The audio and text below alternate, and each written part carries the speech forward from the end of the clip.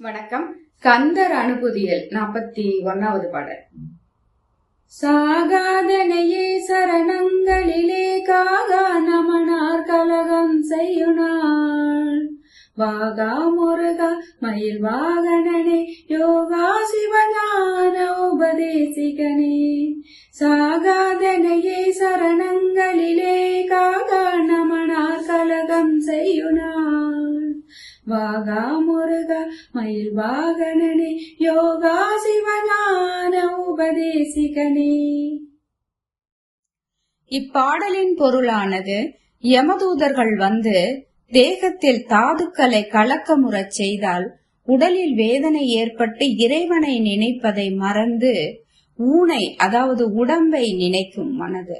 அதனால் யமதூதர்கள் வந்து என் தேகத்தை கலக்கமுறச் செய்யாமல் இவ்வுடம்பின் கட்டவிழ வேண்டும்.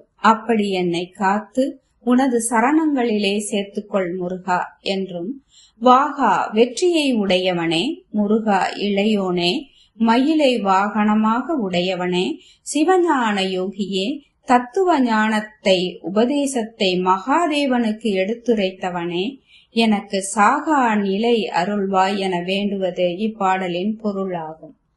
இதே கருத்தை கந்தர் அலங்காரத்தில், மாகத்தை முட்டி வரும் நெடுங்கூற்றன் வந்தால் என் முன்னே தோகை புரவியில் தோன்றி நிற்பாய், சுத்த நித்த முத்தி தியாக பொறுப்பை திரிபுரந்தகனை திரியம்பகனை பாகத்தில் வைக்கும் பரம கல்யாணி தன் பாலகனே என்கிறார்.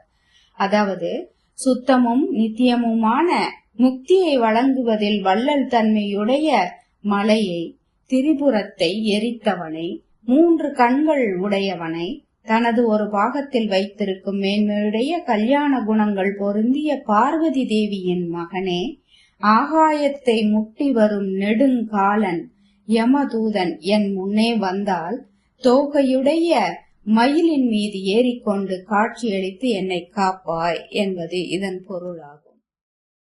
இதே கருத்தையே மாணிக்க வாசகரும் வினை பிறவி சாராமே கள்ள புலக்குரம்பை கட்டளிக்க வல்லானே என்று பாடுகிறார்.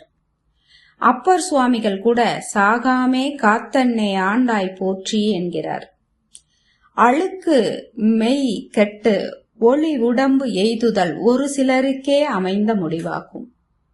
சாகா நிலையை அடைய நாம் செய்ய வேண்டியது முருகனையே குருவாய் ஏற்று அவன் உபதேசித்த வண்ணம் முருக தியானம் மேற்கொண்டு மெய் பொருள் உணர்தல் வேண்டும். பற்றுக பற்றற்றான் பற்றினை அப்பற்றை